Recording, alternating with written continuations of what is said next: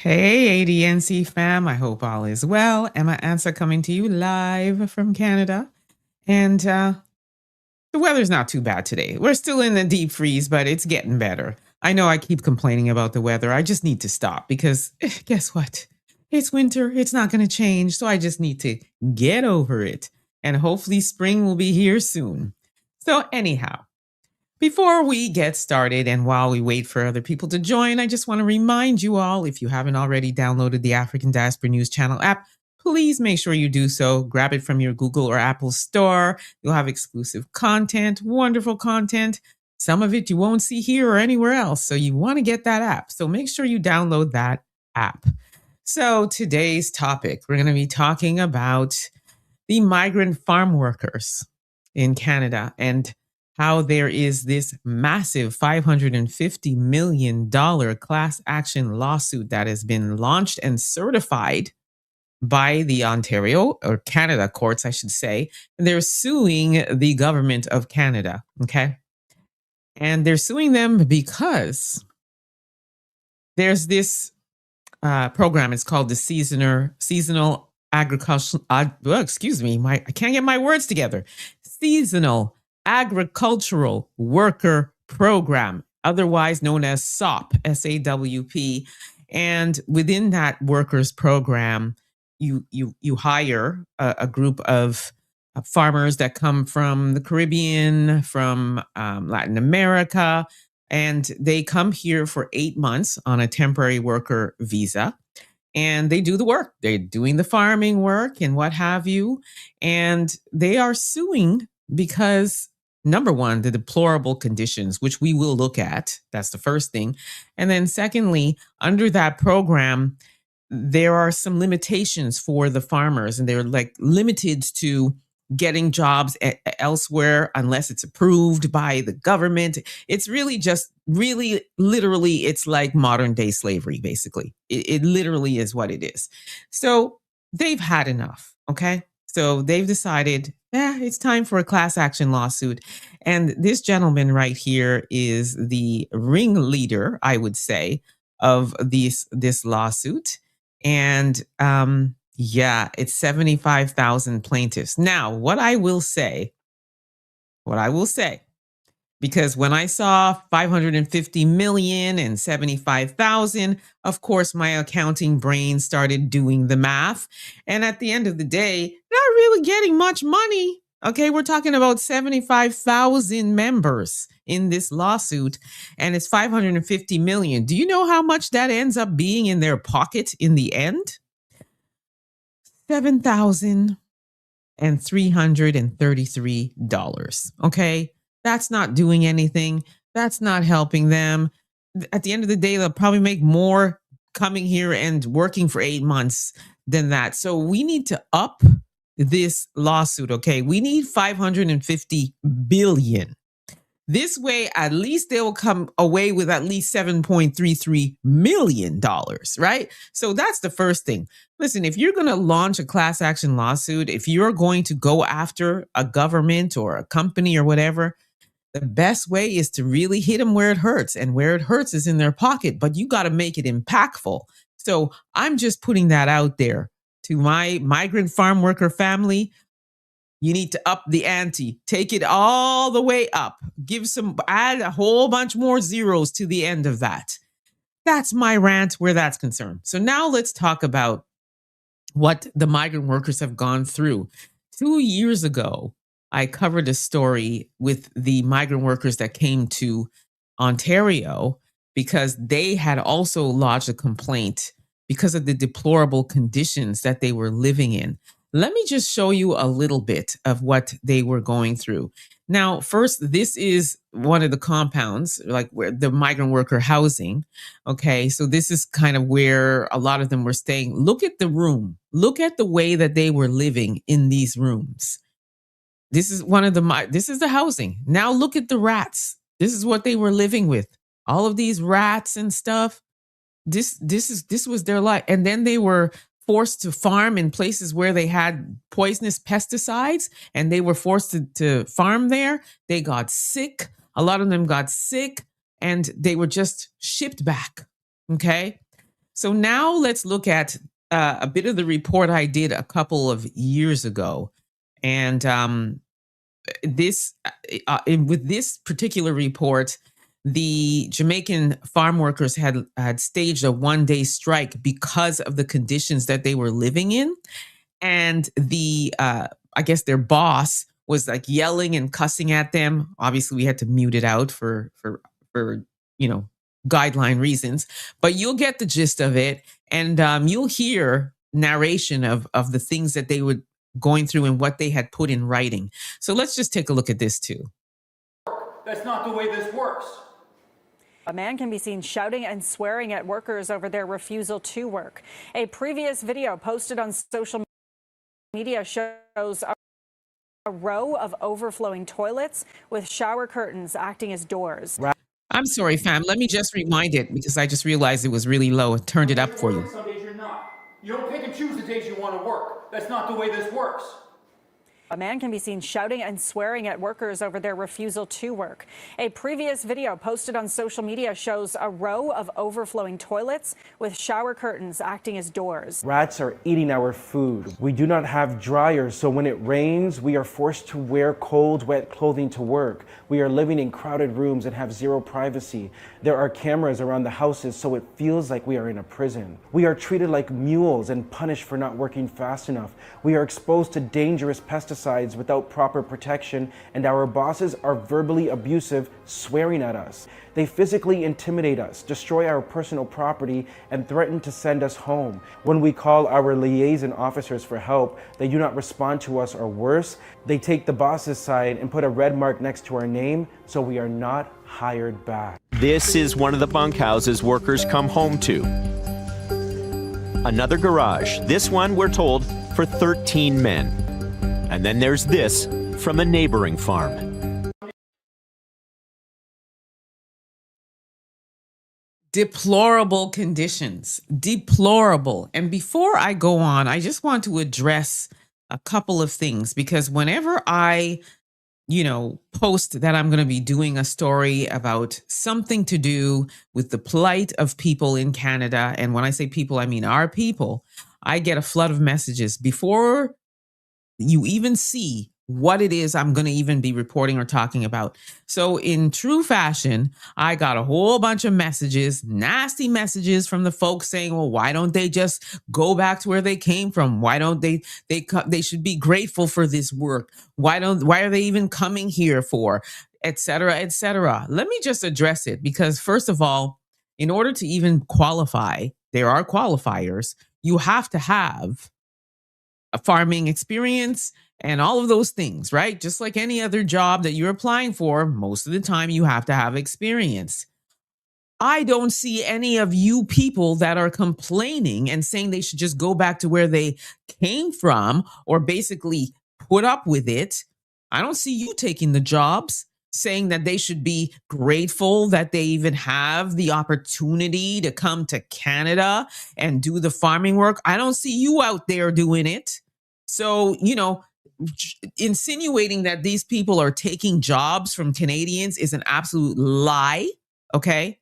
So let us just stop being hypocrites because you would never get that job. I would like to see what you would do. You people that are in there sending me these messages, I'd like to see what you would do if they scrapped the temporary foreign worker program, including the migrant farmers. Let me see how many of y'all are going to be out there in those fields doing the job, living with rats and living in deplorable conditions in these bunkhouses. I don't see that happening for 1 minute. Okay. You're not going to do it. So just be quiet. That's the first thing. And then secondly, I want to address that person that sent me a message trying to school me, telling me that it's not happening with all the farms and people who own farms and they treat Black people like queens and kings. I never said it's all the farms, but it's definitely enough for 75,000 members and migrant workers to feel like they have a lawsuit. And it was definitely enough for the Supreme Courts to say that this is a certified class action lawsuit, which means it's going to go forward. So let me just address that. I just wanted to get that off my chest, family. Forgive me. But, I'm just so sick and tired of people coming and saying that, what, go back to where you came from, go back to where you came from. If we all did that, y'all would be in a hot mess express and you know it. So just stop it. Let me see what you guys are all saying. Yes, I agree with you. Hello, McQueen. How you doing? Hello, William Moody. And I also want to address some new members that I see that have come on. Repented Judah 9435. Thank you so much for becoming a new member. Eric Bates 9162. Thank you so much for becoming a new member. Welcome to the ADNC family. S. Jonael, you said, wow, exactly. Wow, indeed. Thank you, Frederick Haslett. I hope you're enjoying it. You're asking, is there a place where you could send information? Oh, yes, you could send it. If you go on to the African Diaspora News Channel website and head over to the Contact Us, you can send information there. So we'll love to hear from you. Hello, William Moody. Let me see. 550 million is a lowball number. Should be $1 billion. Exactly. And I say 550 billion. So they actually get something in their pocket for everything they've gone through. And speaking about what they've gone through, I just showed you a little clip. There have been people that have been unalive. There have been people that end up catching COVID. There's been people that have broken bones. People got very sick, as I said, from the poisonous pesticides. You heard about the abuse, verbal abuse, physical abuse. You've heard about them being threatened that they'll get a red mark, which means that they won't be invited back for the next season. And a lot of these migrant workers really rely on this work to be able to support their families back home. So, they go through a lot. They go through a lot. Just another woman for myself. Class action lawsuits are beneficial for the attorney, not the plaintiffs. Well, and that's why it's important to, first of all, get the right attorneys. And second of all, up the ante big time. Right, McQueen? Exactly. McQueen is saying, oh, hell no. Hey, Buckhorse, how you doing? Nice to see you. Thank you for joining. You say, aren't there people who call? No, I don't know about all of that. I don't think they do. No. These are people that are coming from the Caribbean, and they do not call Black Americans lazy. No, they do not. Yes, just another woman. Exactly. Deplorable conditions. And you will get sick if you're living with rats and rats are eating your food. Could you imagine? How terrible. And on top of that, they'll be working 80-hour days, tired, exhausted. Okay? They go through a lot. These are the people who still know their heritage. Okay. So you're saying, unlike Black Americans who play the emotional support animal for conservatives. Whoa, okay. I don't know about all of that. So you said you could have a small garden. No leash and collar required. I don't want any man putting a collar on me. I mean, it's a lot. That's why they refer to the migrant worker program as modern day slavery, because that's exactly what it is. That's exactly what it is. If you think about it, like I said, working 80-hour days, living with rats eating your food, being verbally and physically abused, being, threatened that you won't come back the following year and you need the money. Like all of those things that are going on, right? So, I'm glad, Buckhorse. I'm glad that you're learning a lot that's going on here. Okay, a lot. Oh my goodness. So let me see what else you guys are saying. Oh, Isaac, you're saying you hope they're successful in their lawsuit. Yeah, I hope so too. But I'm gonna go ahead and we're just gonna look at exactly what this lawsuit says, because I think it's important to really clarify that, right? So we're gonna look at this class action lawsuit real quick. So, as I said, Kevin Palmer, this gentleman here, is a former migrant farm worker from Jamaica, and he's one of the named plaintiffs in the class action lawsuit against the federal government. So here you get more detail. An Ontario court has cleared a major hurdle for migrant farm workers to pursue a charter challenge against Ottawa for systemic racism and discrimination, because that was what it is. On Monday, this past Monday, the Superior Court of Justice certified 550 million class action lawsuits initiated by two lead plaintiffs, Kevin Palmer and Andrell Peters, who were brought to Canada under the federal government's seasonal agricultural farm worker program, which I just explained. The lawsuit alleges that their rights were violated under a tied employment provisions of the program that restricted them to work for a named employer only, and their compelled payments to Canada's employment insurance premiums despite their disqualification from receiving the benefits. So that was the part of the program I was talking about, where you can only, you're literally pigeonholed to that one company or a few companies, and you can't be employed elsewhere at all. And that, they feel like, again, is kind of falls under, like, this is modern day slavery. You're telling me I can't go anywhere else. I'm stuck with you. The certified class will cover current and former agricultural workers who are or were employed in Canada on a contract basis under the SOP program on or after January 1st, 2008. The federal government has already identified precisely 74,785 people who are members of the class and have produced a class list with each member's personal information. So, but a bit about this program. Launched in 1966, the SOP allows agricultural employers to hire temporary foreign workers from Mexico and participating Caribbean countries for up to 8 months a year when qualified Canadians are unavailable.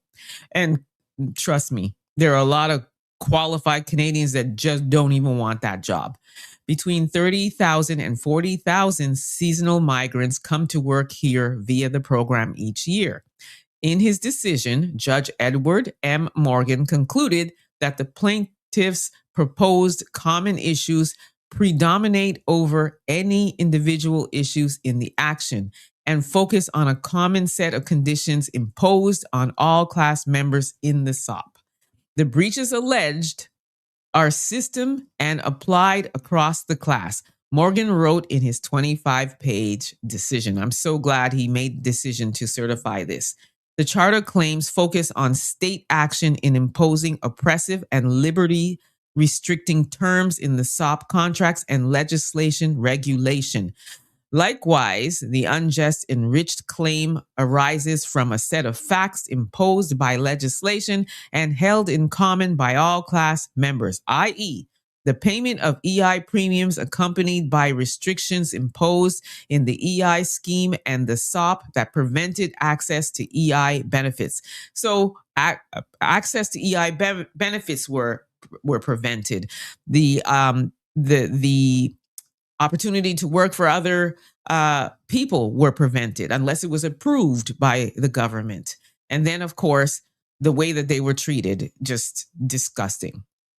During the hearing in January, the government argued that seasonal agricultural workers could freely choose to participate in the SOP and contended the EI rules requiring availability for work with a valid work permit apply all in the same circumstances. So herein they're saying, oh, it was up to you. It was your right. You had the right to make the decision. You were free to make the decision. Yeah, you're free to make the decision to be under the program, but the program is not fair to the workers. The program has so many restrictions, right? So if you're living somewhere with rats and mice, and then you decide that you want to go work somewhere else, you're stuck with this, under this program, with those specific employers. What if all employers are the same?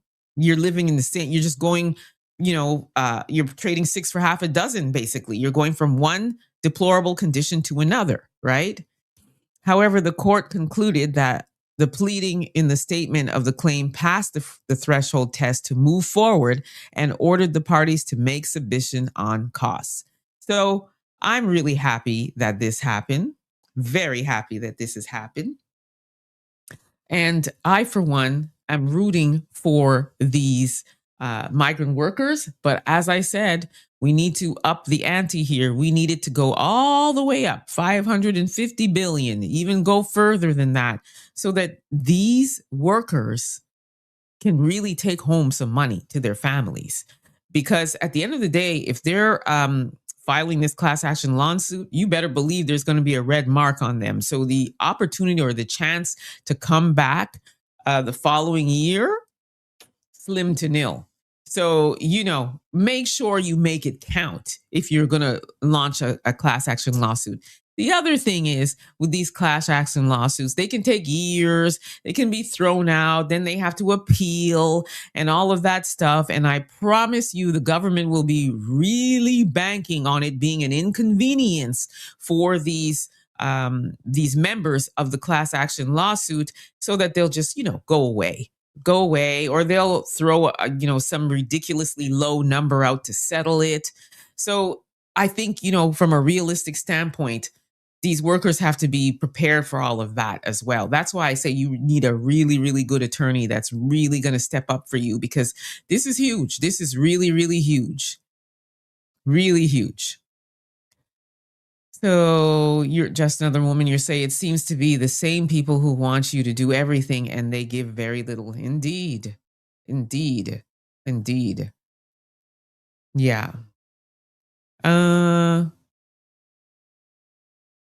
Let's see what else you're saying here.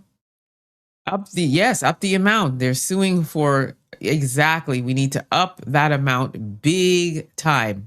Yep. Brick 38 slavery.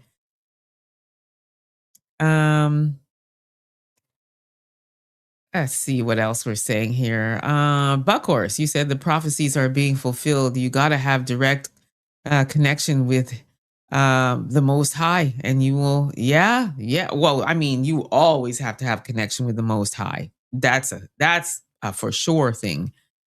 So yeah, it's one of those things where this is another situation here in Canada where we're at a point now where our people in our community, we're fed up. We're fed up of being treated this way, when really we're just trying to work. We're trying to work.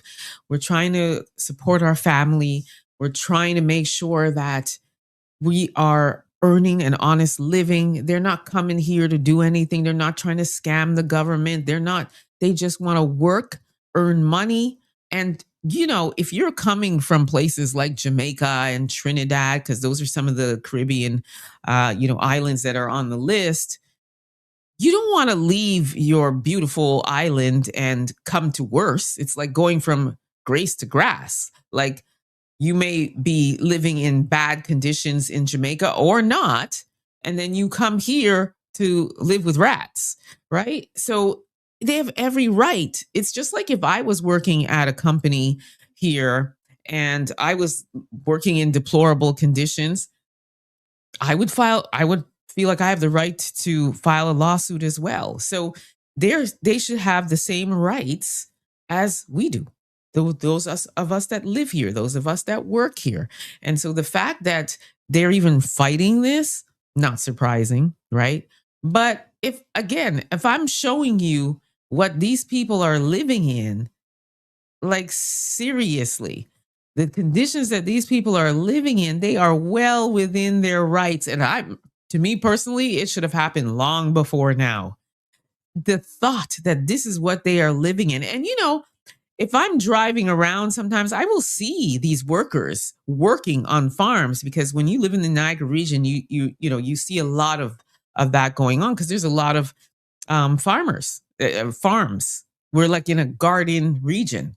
So the fact that they are living in these kinds of conditions and they're only now filing this is beyond. This should have happened long before now. But you know what? Better late than never. I am so here for this. I'm so rooting for them. It is about time our people do that.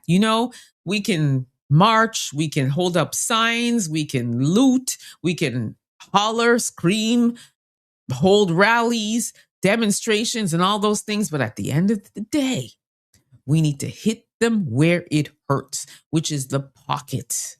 the pocket. This is the only way they'll be held accountable, okay?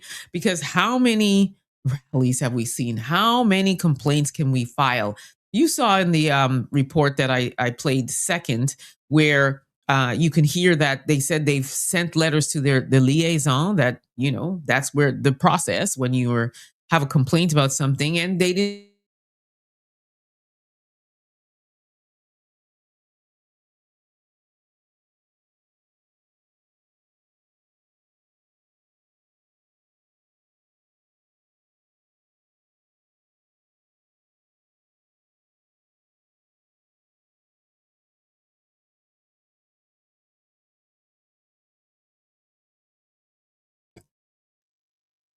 Oh, I'm back. You said failed states are the problem. Why not fight for economic opportunity in your home country rather than fleeing to another nation and being put through this? Well, listen, if you are living somewhere and it's difficult to find work and there's an opportunity to find work where you can make some money for your family, I'm not mad at that. And two things can happen at the same time. You could still be working abroad and still be fighting for whatever's going on in wherever you live. Like, you can hold two things at the same time. So I'm not mad at that. I don't see anything wrong with that. So you're saying this situation should teach us to hate on immigrants. What? What are you talking about? Why would we hate on immigrants? There's no reason to hate on immigrants unless they're doing something that they shouldn't be doing. Like, if there's immigrants that are into criminal activity and they're not making any contributions to the country, yeah. Not that I hate anybody, but they should go back. They absolutely should go back. But if you're here to try and make an honest living for your family and you're not bothering nobody but working, no. So you say, what's the race of people that have the most generations in Canada? When you say generations, what do you mean? Do you mean generational wealth, or you're just talking about generations of people in Canada? Are you talking about Black people? Like, what? Just if you could just clarify, that would be great. Yeah. Okay, Bobby. Whatever. They don't have to stay home. This program is there for them to take advantage of. Are you going to go and do the work then? Since you're saying we don't owe them anything, are you going to go do the work? Why don't you go live with rats then and see how do you like it? Exactly, just another woman. A decent place to shower, a decent place to rest your head, eat, and not have rats eating your food. Just basic human decency, right? Oh my gosh. So, family, that was it. I wasn't going to take up too much of your time today. I really appreciate you hanging in with me and listening to this, and I really, really appreciate it. And I also want to remind you again, if you haven't downloaded the African Diaspora News Channel app, make sure that you do. And also, I'm going to say it again. I'm bringing it up again. I'm bringing it up again. The ADNC Narrative Power Summit that's happening on July 25th in Toronto. And, we got Brother Phil coming. We got Sister Demetria coming. We got Brother Theo coming.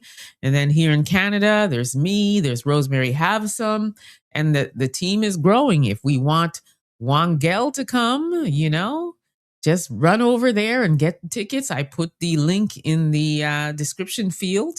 So I expect to see not only people in Toronto, because we have a lot of people that watch us that are in Toronto and across Canada. So I expect you guys to definitely make the trip out, but also the people that are close to the border in Buffalo and Detroit, just come on over, just come on across. It's just a few hours drive, to Toronto, and come hang out with us. It'll be a good time. And we'll have good food, good music. I'm sorry, good food, good music, good vibes. We're going to talk about media literacy and, just talking about the importance of independent Black media and all the good stuff. all the good stuff. And then you get a chance to meet Phil in person and meet Demetra in person and, meet Theo in person and me and Rosemary, say hi to us, hang out with us, eat some good food. And, just going to be a nice vibe. So come on out. We expect you to be there. I'll read some more comments before I say, I'm going to love y'all and leave you all. Let's see. Yes, that is true. Shafreen, that's true. They were being recruited by the Canadian government since 1960. Absolutely. You're so welcome. Just another woman. Most welcome. Let's see.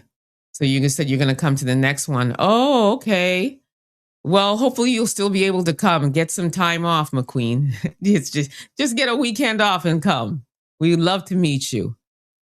So anyway, family, thank you so much. I'm not going to keep you much longer. Appreciate you very, very much. Thank you for tuning in. I shall see you on the next one. Until then, please be safe, everyone. Take care.